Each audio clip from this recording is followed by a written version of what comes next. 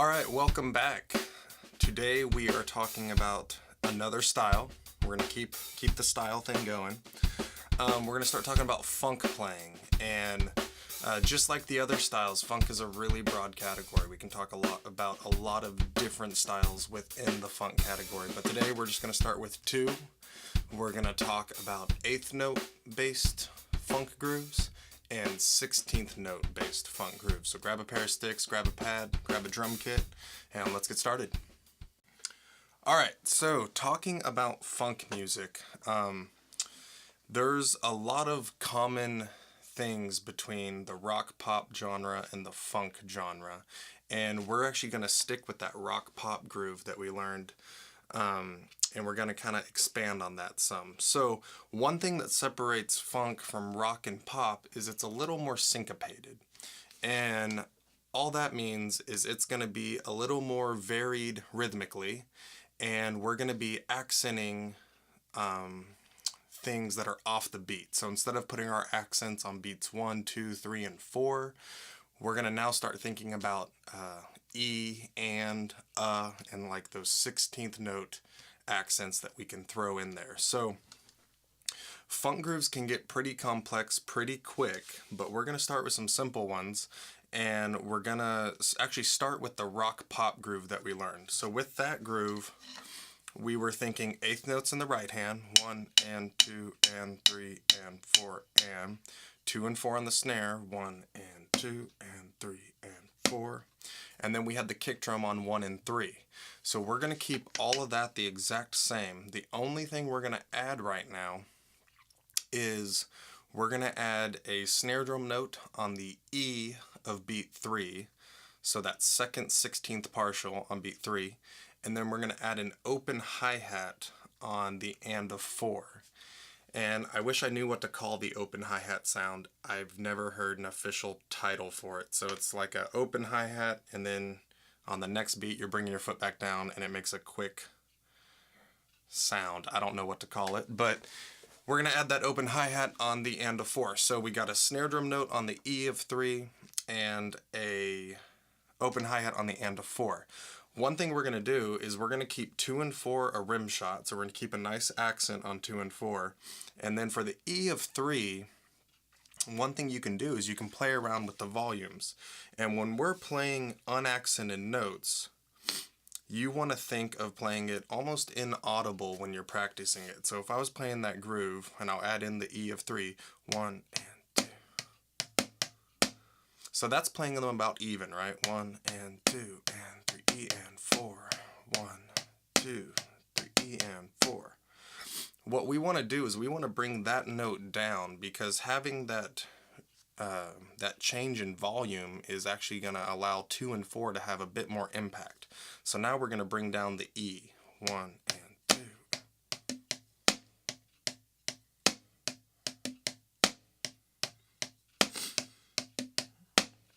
Awesome. So once we got that happening, you want to be practicing those in-between notes as quietly as you can play them, because it's really easy to take a quiet note and add more volume to it, right? To bring your height up. That's really not that hard of a change. Most drummers can make that change pretty quickly. What is really hard to do is if you've been practicing it loudly,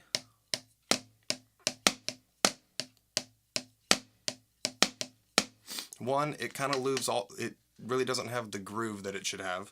But then 2, that's a pretty hard change to take that loud note and bring it down. So it's always, it's going to be more productive if you can practice everything that isn't 2 and 4 for the rock and pop genre. So all your extra notes, if you can practice all of those really, really quietly, almost inaudible. You still want to hit the drum, but you want to get them way, way down, because then when you're in a situation, and say you're playing a lot of them,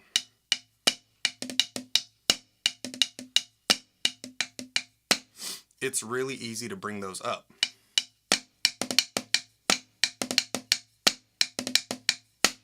So you can always give yourself more volume, but it's a little harder to take that volume away. So try to practice them quietly. We're going to put this on the kit. We're going to keep 2 and 4 on the snare drum, rim shots, and we're going to add the E of beat 3 on the snare drum. And for this one, we're going to keep the E of beat 3 not super soft because we want it to have a little bit of volume, but it's definitely going to be under beats 2 and 4 volume wise so that we can have that kind of funk feel. And we're going to add the open hi-hat on the and of beat 4. So let's check it out, hear what it sounds like on the kit.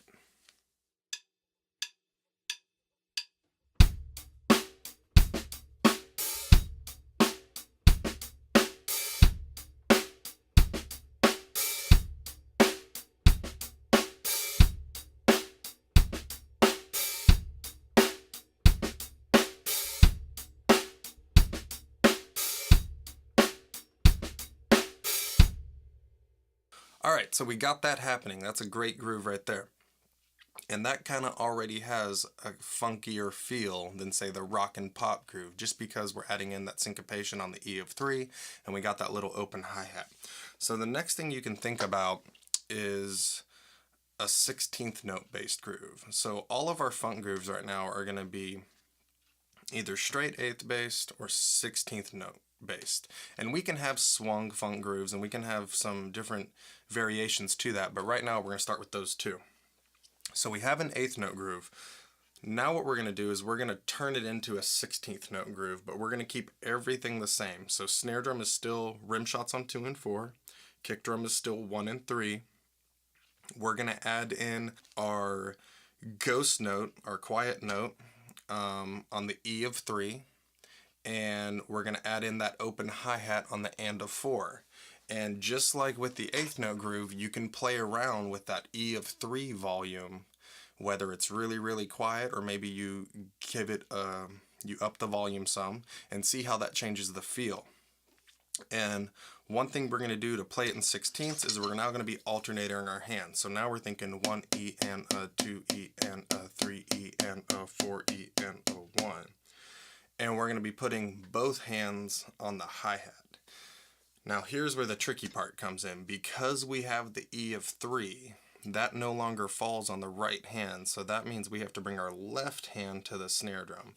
So some things to watch there is making sure you're hitting that snare drum in the center of the drum, or if you are hitting it on the edge, which is totally fine, it's a cool sound, make sure that's a choice and not just because your hand is having to cross over that you're accidentally hitting the edge of the drum. So play around with that, see if you can put some of them in the center, move some of them out to the edge, because what you'll find on the edge of a snare drum, you can't hear it on a pad, but you get a really ringy, kind of bright sound, which can be really cool to throw in. So we're going to try that out on the kit. So it's going to be alternating 16th notes in the hands, and we're going to have to bring our snare drum hand, whether it's 2 and 4 with the right hand or the E with the left hand, back.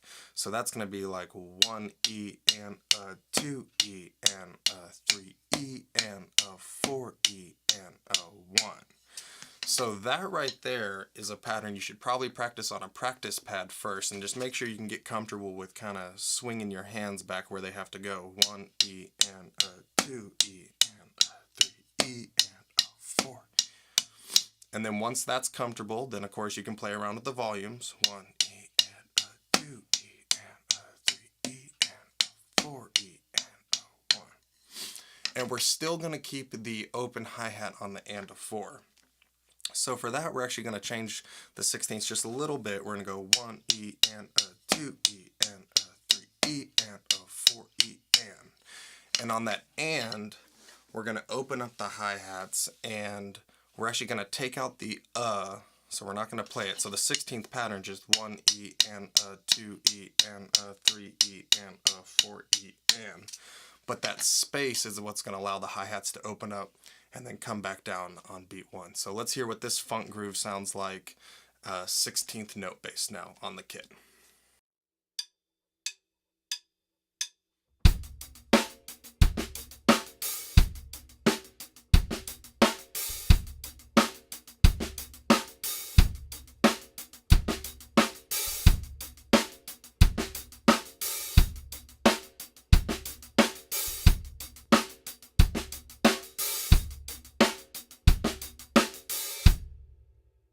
All right, so that groove is now happening. So now you have an 8th note based groove and a 16th note based groove.